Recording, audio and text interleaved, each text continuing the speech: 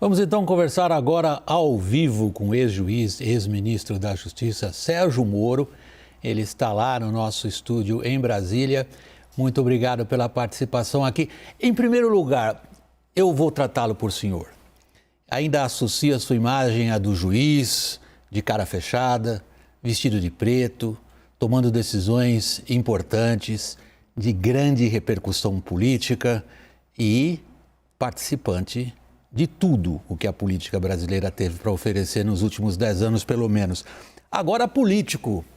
Senhor Sérgio Moro, defina para mim o que é o político Sérgio Moro e o que seria sua principal qualidade eleitoral. Boa noite. Boa noite, Vac. Eu vou lhe chamar então de senhor William Vac para fazer a contrapartida. Mas olha, eu estou sem gravata e você está de gravata, então é um outro contexto. Eu trabalhei como juiz no caso da Operação Lava Jato.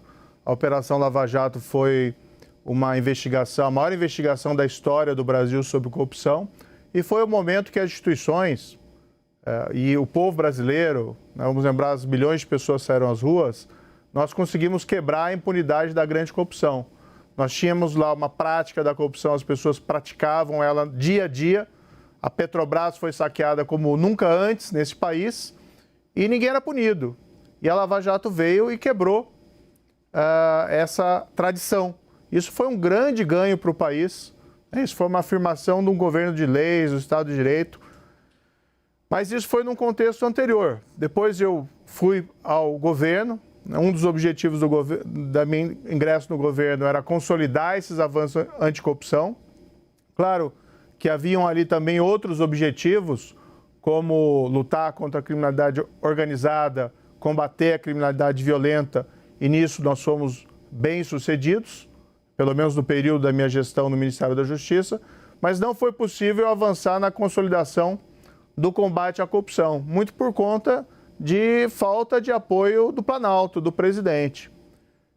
Recentemente, fui convidado pelo Podemos para ingressar na política e apresentar o meu nome para a sociedade brasileira, e nós estamos construindo um projeto que envolve tanto a reconstrução do combate à corrupção, como também o enfrentamento das dificuldades que hoje sofre a população brasileira, o desemprego, até mesmo a fome que nós vimos retornar, a inflação elevada, o combate à pobreza, a retomada do desenvolvimento econômico. Então esse projeto ele transcende, ele é muito mais amplo do que o mero combate à corrupção. Vamos lá. Solicitado a se definir como político, o senhor imediatamente assumiu a postura: eu sou aquele que combateu a corrupção, eu sou aquele da lei e da ordem, e agora, ao final da sua resposta, o senhor se refere a, por exemplo, a pobreza. Como o senhor pretende acabar com a pobreza? Todos prometeram isso. Esse é um problema que nós teríamos que ter resolvido já há muito tempo, para combater a pobreza. Isso existem cálculos econômicos, tá? É possível fazer mesmo dentro do orçamento do Brasil. Nós temos esses programas de transferência de renda que são importantes. Começou com o Bolsa Escola, depois quiseram mudar o nome por motivo eleitoreiro para Bolsa Família e agora de novo por motivos eleitorais para Auxílio Brasil. Mas são programas de transferência de renda importantes que complementam a renda das famílias que se encontram em dificuldades. Agora, o que nós temos conversado com muitos especialistas a esse respeito, é importante uma abordagem mais individualizada das causas da pobreza. O que tem levado uma determinada comunidade a não escapar da armadilha da pobreza? O que leva uma determinada família a não conseguir escapar desse ciclo de pobreza? E aí nós temos que identificar essas causas. Às vezes pode ser uma coisa simples, uma falta de emprego, uma oportunidade de ensino, às vezes até um tratamento da saúde. Ou seja, é preciso ajudar as pessoas a serem resgatadas desse ciclo da pobreza, e isso envolve uma abordagem diferente da que tem sido feita desde a época do governo do Partido dos Trabalhadores e mesmo nesse governo. Por isso que eu falei, quando me filiei no meu discurso, na criação de uma força-tarefa de erradicação da pobreza. Seria a criação de uma agência independente que teria uma missão muito específica: acabar de vez com a pobreza no Brasil. Nós podemos fazer isso. O Brasil tem uma economia grande o suficiente para suportar esses custos. Bom, nesse momento da campanha da corrida eleitoral, seria um exagero da nossa parte pedir para o senhor, por exemplo, detalhes ou, digamos, especificações dos seus planos. Mas eu acho que cabe uma pergunta geral aqui. Como é que o senhor pretende acabar com a inflação? A inflação hoje está sendo provocada pela perda da credibilidade fiscal do governo. O governo tem adotado uma postura irresponsável do ponto de vista fiscal. Agora existe essa proposta da PEC dos precatórios. Eu chamo essa PEC, na verdade, de PEC da recessão, que ela tem muitas coisas boas. Por exemplo, o aumento do Bolsa Família ou do Auxílio Brasil. Isso é importante.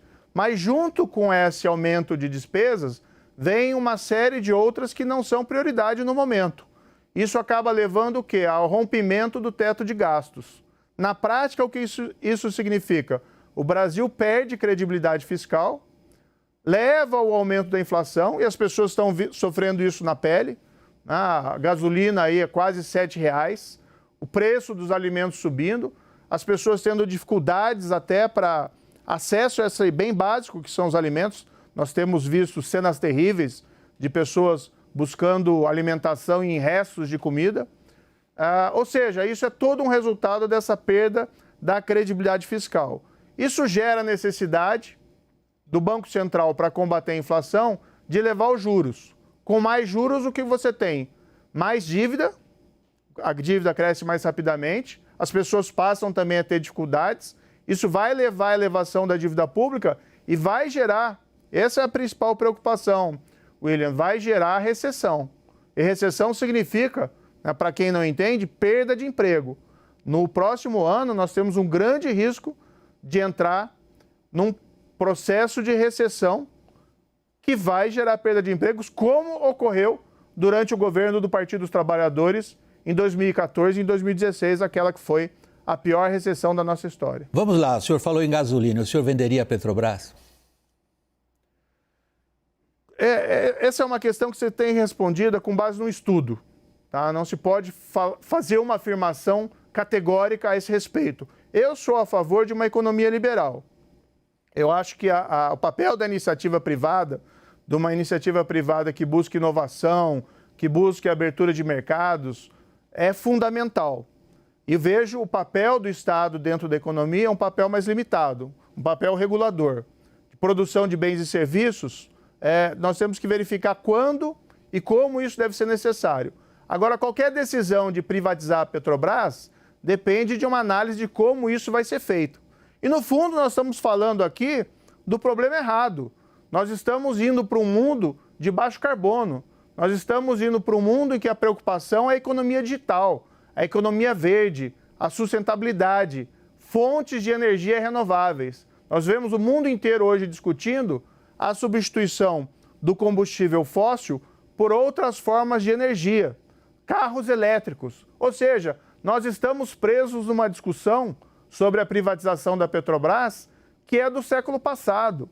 Isso já devia ter sido resolvido lá atrás. Agora, se do ponto de vista econômico fizer sentido a privatização da Petrobras, se isso gerar eficiência para a nossa economia, a decisão tem que ser tomada. Agora, não posso fazer esse tipo de afirmação sem que nós façamos um estudo. A política pública tem que ser baseado em evidências, tem que ser baseado em fatos, tem que ser baseado em ciência.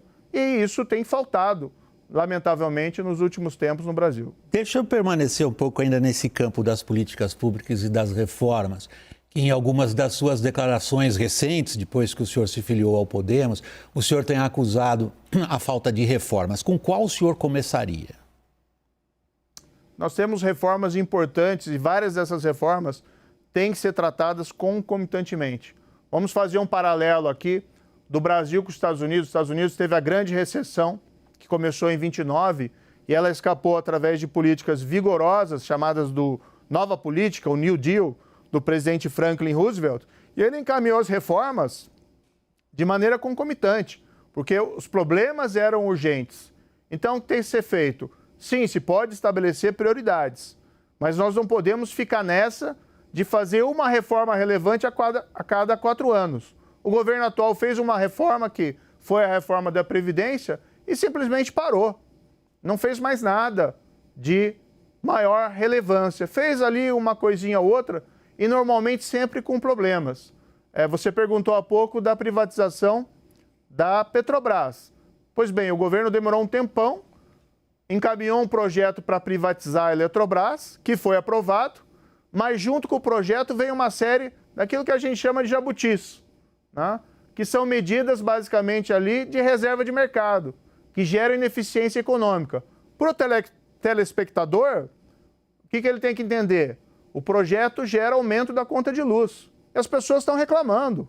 Isso gera não só diminuição de renda das famílias, mas ineficiência econômica. Por isso que eu digo, qualquer privatização, e eu não tenho nenhum problema em privatizar a Petrobras, tem que ser feita com base no estudo. Tem que ser feito com base de uma forma certa. Não adianta privatizar mal feito, como fez o atual governo em relação à Eletrobras. Deixa eu prosseguir na questão das reformas. O senhor sabe que um dos principais diagnósticos das questões de contas públicas no Brasil se refere à incapacidade de sucessivos governos de controlar a questão dos gastos públicos. Boa parte deles se prende ao funcionalismo e à previdência. O senhor seria a favor de uma reforma administrativa que abolisse os privilégios, por exemplo, do judiciário, ao qual o senhor pertenceu boa parte da sua vida? Dentro do governo, eu era favorável a uma reforma administrativa. Nós precisamos ter uma reforma administrativa que valorize o servidor. Nós precisamos, claro, diminuir custos desnecessários, mas nós não podemos tratar o servidor público como vilão. O que nós precisamos, de fato, estabelecer, William, é uma meritocracia dentro do serviço público. Um serviço público que pode ser reduzido, mas que seja altamente profissional. O que a gente vê hoje? O servidor que trabalha enormemente é tratado da mesma forma do servidor que se acomoda, que não tem estímulos para o seu trabalho. Então, o que nós temos que fazer? Nós temos que ter uma reforma administrativa e pode ser feita via constitucional, mas também nós podemos tomar medidas na via legal, mas que valorizem o servidor buscando aumentar o seu desempenho profissional, reduzindo custos, sim, mas reforma administrativa não pode se limitar à redução de custos, porque nós dependemos de um serviço público eficiente. As pessoas querem ter saúde de qualidade, as pessoas querem ter educação de qualidade, as pessoas querem ter segurança pública de qualidade. Precisamos tratar bem os servidores. Nós temos que valorizar os servidores pelo mérito. E isso é algo também, uma promessa que não foi cumprida. Nós temos medidas que podem ser implementadas e que não são. Algumas talvez dependam de mudança da Constituição, mas muita coisa é gestão, muita coisa, inclusive, é mudança de lei. Não é assim tão complicado nós termos um serviço público eficiente. Nós temos que ter, no entanto, um projeto. Eu não sei se quem nos assiste entendeu se, afinal de contas, o senhor lutaria contra determinados privilégios no funcionalismo público, mas deixo a seu critério se quiser prosseguir nessa linha. Não, eu tenho uma minha vida, Vac, foi sempre lutando contra privilégios. A Lava Jato, ela representa o quê? O fim do privilégio da impunidade de quem comete corrupção. As pessoas roubavam os cofres públicos, as pessoas pagavam suborno, as pessoas recebiam suborno e nada acontecia. A história da Lava Jato é exatamente o fim desse privilégio, que é um privilégio odioso.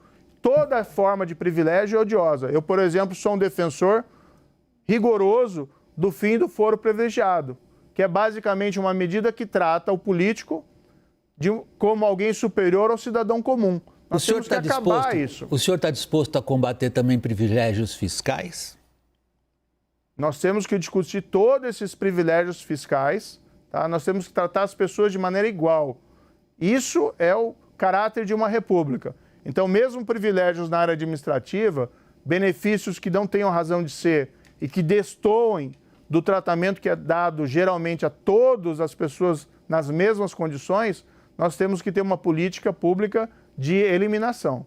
Vamos a uma outra questão, que é o relacionamento entre os poderes e as instituições. O senhor, por exemplo, apoia a recente liminar da ministra Rosa Weber, que suspendeu o orçamento secreto no Legislativo, acusando-o de ali estar escondido o signo do mistério, o senhor consegue governar com as prerrogativas que o Legislativo tem hoje em relação ao Executivo? É preciso governar, Vac, com um projeto. A crítica que pode ser feita ao atual governo, respeitosamente, eu não quero levar nisso nada pessoal, o governo não tem um projeto, o governo não tem liderança.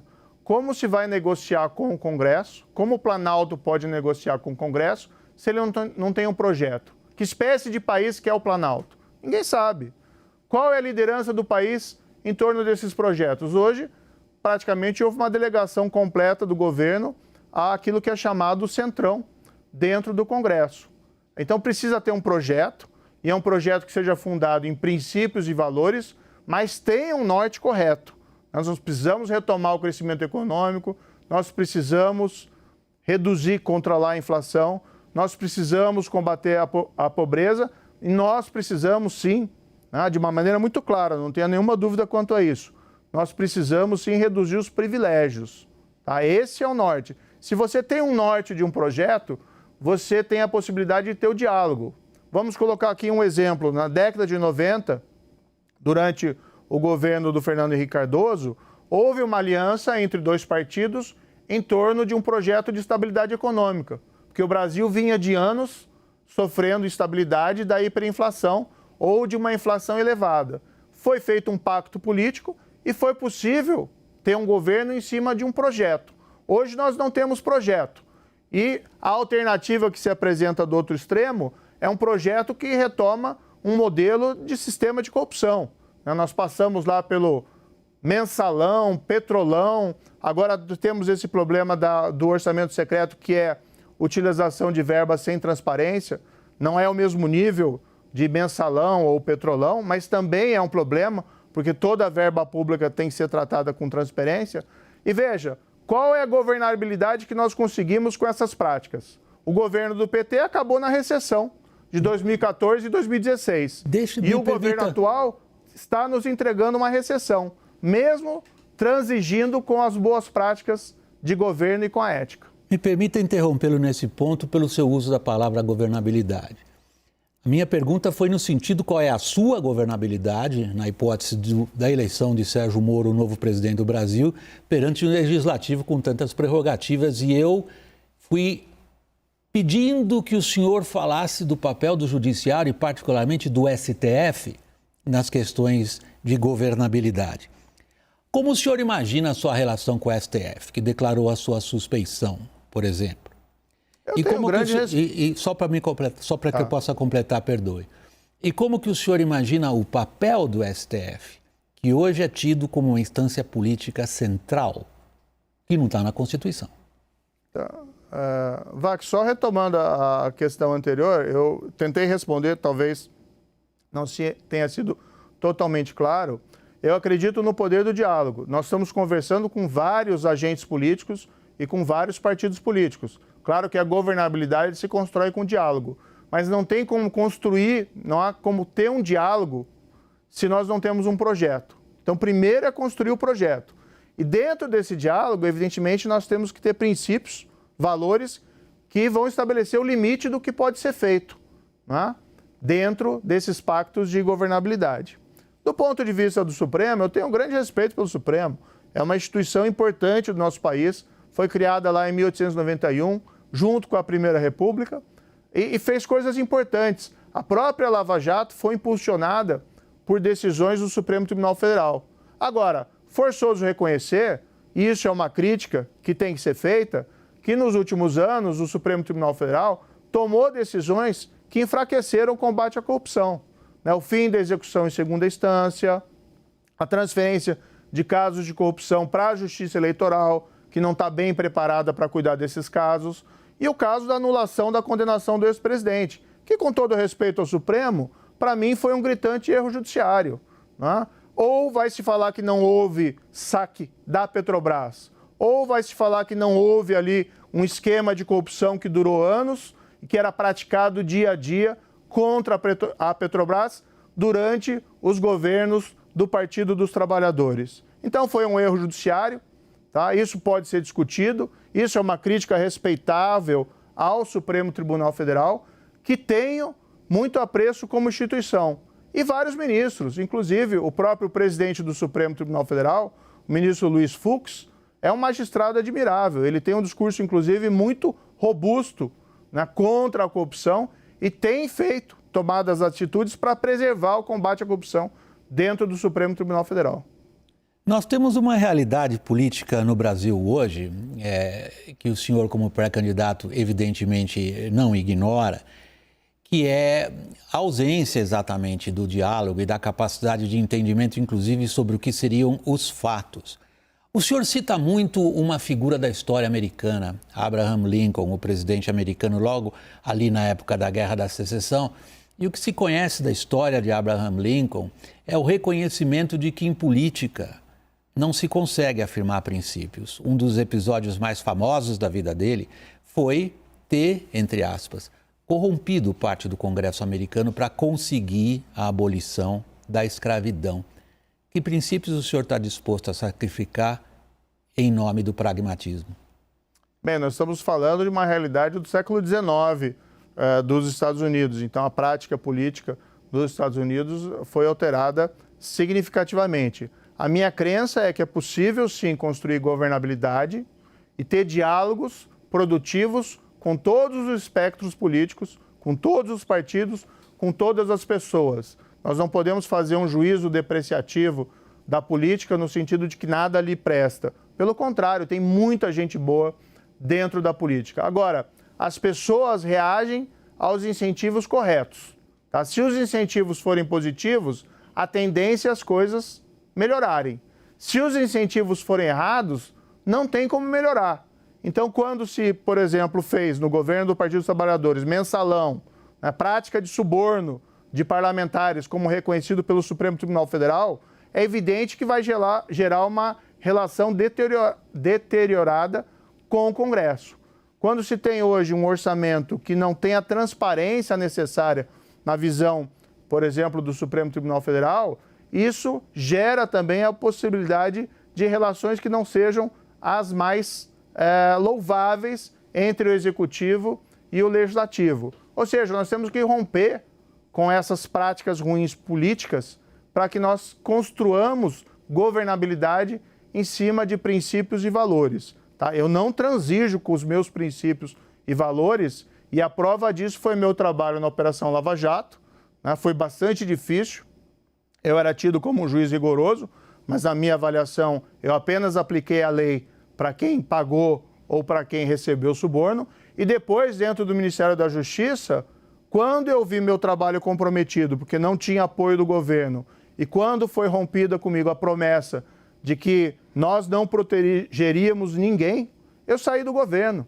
Né? Eu não vou ficar no cargo de ministro por prestígio e poder e à custa dos meus princípios. Até porque não são meus princípios, são princípios do povo brasileiro. O povo brasileiro quer pessoas honestas dentro da política. Vamos falar por último, é a minha última pergunta, sobre o seu aprendizado político. Antes da Lava Jato, o senhor leu sobre a reação do sistema político italiano à campanha das mãos limpas. O sistema político italiano ganhou da campanha das mãos limpas. Muitos que o aplaudem reconhecem que, em parte da sua atuação como juiz da Lava Jato, o senhor, em nome do combate à corrupção, e em nome de combater o que era visto como um golpe à democracia, que é o financiamento de partidos e de pessoas através de dinheiro público, o senhor deixou alguns princípios jurídicos de lado. Foi esse seu aprendizado? Não deixei, William. Isso aí são aquelas falsas narrativas que você falou anteriormente. Se fala, por exemplo, em criminalização da política. Ninguém foi processado, acusado ou condenado com base em opinião política. As acusações foram feitas porque alguém pagou e alguém recebeu suborno. Eu proferi as decisões, mas quando se critica hoje a Lava Jato, parece que eu fiz tudo sozinho. Não foi. Foi um trabalho institucional. Minhas decisões foram examinadas pelo Tribunal Regional Federal de Porto Alegre. 3 desembargadores altamente responsáveis, profissionais, magistrados de carreira. As decisões foram mantidas pelo Superior Tribunal de Justiça, tribunal aqui em Brasília, 5 magistrados, né, pessoas corretíssimas, profissionais. Ou seja, sempre se decidiu segundo a lei e a prova. Agora, existe de fato uma dificuldade, né? Quando se combate a corrupção, o sistema que é alimentado por essa corrupção, ele busca reagir, como aconteceu na Operação Mãos Limpas, lá na Itália. Aliás, esse foi um dos motivos que me motivou a ir para o Executivo, porque eu queria evitar esse mesmo destino. E enquanto eu estive lá no governo, a gente tem isso de maneira muito clara, né? Eu lutei com todas as minhas forças para evitar qualquer espécie de retrocesso. Quando eu saí, há uma degeneração. Hoje existe combate à corrupção aqui no Brasil? Muito pouco. Tá? Não temos o mesmo cenário que tínhamos na época da Lava Jato. Então vamos lá. Muito distante disso. Nós precisamos retomar isso. Vamos lá, última pergunta, a última da última, realmente sobre campanha eleitoral.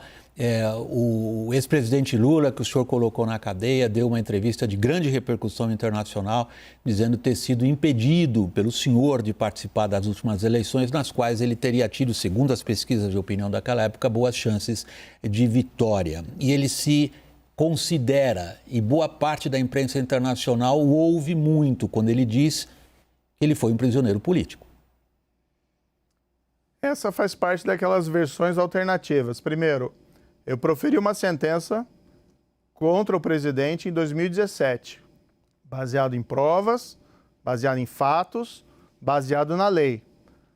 A decisão foi confirmada pelo Tribunal de Apelação de Porto Alegre. Mais uma vez, 3 magistrados profissionais em julgamento público aberto que disseram as suas razões pelas quais faziam aquilo.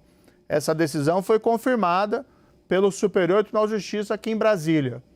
O ex-presidente só foi preso quando o Supremo autorizou essa prisão em março de 2018. Eu nunca tive nenhuma animosidade pessoal em relação ao ex-presidente. Eu fazia o meu trabalho como juiz e tomei essa decisão com muita consciência tranquila, porque era isso que determinava as provas. O que aconteceu depois, como aqui já mencionei, com todo respeito ao Supremo, eu avalio como sendo um erro judiciário. O tempo vai dizer isso. Tá? O ex-presidente insistiu na sua candidatura em 2018 quando estava inelegível. Tá? E, no fundo, ele foi poupado de uma derrota, porque havia na memória das pessoas muito claro, não só esses modelos de corrupção do Partido dos Trabalhadores, ou pelo menos que surgiu no governo do Partido dos Trabalhadores, mas a grande recessão de 2014 e 2016. Nunca houve uma recessão tão grande assim na história do Brasil. As pessoas se esquecem. E as sementes dessa recessão foram plantadas durante o governo Lula. Aliás, o ministro da Fazenda era o mesmo, tanto no final do governo Lula como durante o governo da sua sucessora. Então, eu não acredito que o ex-presidente, mesmo se estivesse em liberdade, tivesse ganho aquelas eleições. Tanto que apresentou um candidato que usava máscara até de papel dele, e mesmo assim esse candidato perdeu. Agora, eu acho preocupante, aproveitando a sua pergunta, acho preocupante quando se flerta com o autoritarismo. Quando você tem alguém que quer ser candidato a presidente e tem uma possibilidade, eventualmente, de ganhar as eleições, que fica elogiando Cuba, minimizando as restrições à liberdade que existem em Cuba, os presos políticos que existem em Cuba, quando fica elogiando a Nicarágua, que acabou de passar por eleições nas quais foram presos por motivos políticos, não por corrupção. Quando foram presos por motivos políticos os adversários, eu acho que a gente tem razão para se preocupar. Eu acho muito preocupante que nós não tenhamos clareza nas credenciais democráticas de um candidato à presidência da República, seja aqui na extrema esquerda ou, infelizmente, como tem no Brasil também, na extrema direita. Sérgio Moro, ex-juiz, ex-ministro da Justiça, nosso obrigado aqui do Jornal da CNN pela sua participação e boa noite. Foi um grande prazer, William. Obrigado pela essa conversa. Espero que seja a primeira de várias participações aqui na CNN. Eu estou sempre à disposição para falar e explicar todos os fatos e também falar sobre o futuro, que acho que é extremamente importante. Obrigado. Obrigado.